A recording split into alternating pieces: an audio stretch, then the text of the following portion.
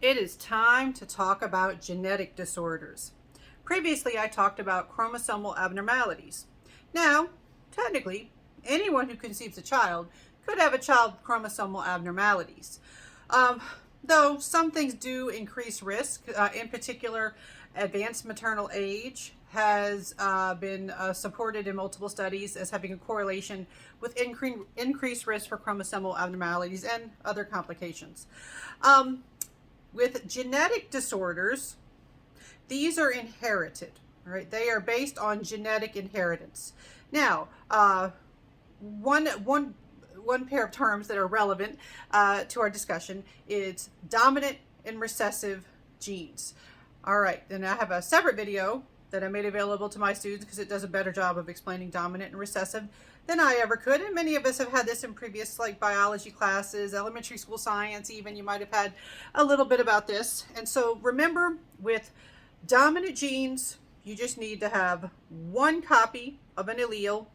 One of your biological parents has to give you that copy of that gene for you to express a particular characteristic, or in this case, to have a disorder in your phenotype. So with dominant, you can have one, you can have two copies. Either way, you're expressing that disorder. Now, recessive genes are different because with recessive genes, you have to have two copies to actually have the disorder.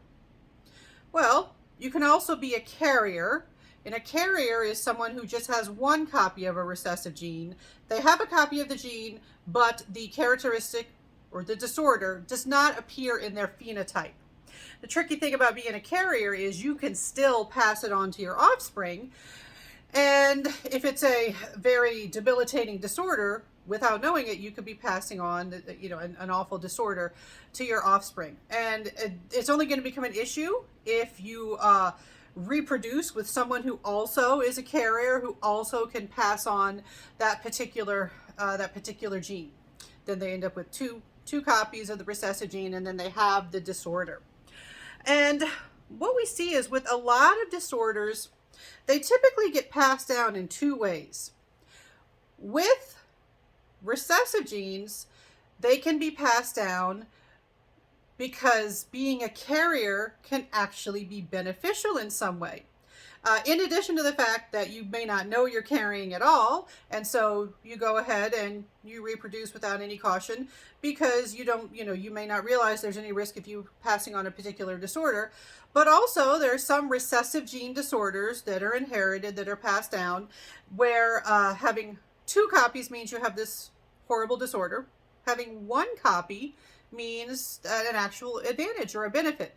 So one example of this is sickle cell disease, leading to sickle cell anemia. With sickle cell disease, if you look at people who are carriers of sickle cell, first of all, if you have two copies of the allele, you have sickle cell disease, which leads to problems with blood flow and needing intervention, and it's not a fun thing to have, from what I've heard. And if you're a carrier, you actually see more resistance to malaria. And this is relevant to people with African ancestors. And you do see sickle cell a lot in people, we focus our research on people with African ancestry. And malaria is something that may have been common in African countries, and it would have been beneficial. It would have been beneficial to have resistance to malaria because then you're more likely to survive. And more likely to survive and then go ahead and reproduce with somebody and possibly pass on that gene that you're carrying that codes for sickle cell disease. All right, and this is a very simple version. All right, I'm not giving the advanced biology version, just simple version.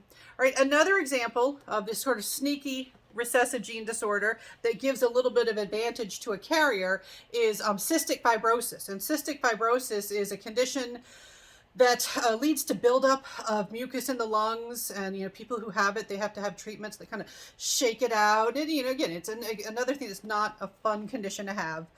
And focusing on people with European ancestry, being a carrier also has this little advantage of being more resistant to cholera. And so we have another situation where this gene is more likely to be passed on because there's an advantage to being a carrier. All right. Another tricky thing that can happen with genetic inherited disorders is with dominant gene disorders. Now you might be thinking, hey, if you've got a dominant gene disorder, you only need one copy. You're guaranteed to express that disorder in the phenotype. Wouldn't you know you have it? Wouldn't you try to prevent passing it on? Wouldn't you try to prevent having biological children? Or wouldn't, if it was a deadly disorder, wouldn't it kill you before you even had the opportunity to do that? Or maybe make you less attractive? Or, there's various things that could happen that can interfere with your ability to reproduce. Well, sometimes dominant gene disorders can get a little tricky. One thing they can do is be very mild. And so it's, so that way you have a disorder, but people are willing to reproduce with you, or you do survive. Another thing that can happen is you can have a situation like Huntington's disease or Huntington's disorder.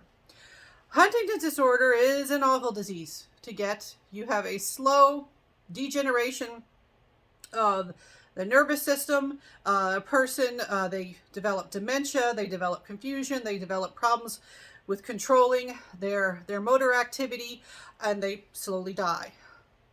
All right. How does this get passed on? With Huntington's disease, the symptoms do not show up until a person is typically in their 50s. Most people reproduce before then. You do have exceptions, but most people reproduce before then. And so they pass on the gene before the symptoms show up, before they know that this can happen. And so that's one way that a dominant gene disorder can be sneaky and make it more likely that it's, that it can be passed on. There's an advantage that it can be passed on. And again, this is just, simplified version of things. Now, another thing I do want to mention is that nowadays we do have the option of genetic counseling. Anybody with any type of concern about whether they are a carrier or whether they have inherited any copy of a dominant gene disorder, they can get genetic testing and find out their risks, find out what are the odds that they could pass this on to offspring. And ethical issues with genetic counseling, who do the results belong to? They belong to the people being tested. They do not belong to insurance companies, lawyers, employers, anything like that. The person who gets tested or the couple that gets tested, they get to make all the decisions about what to do with that information from genetic counseling.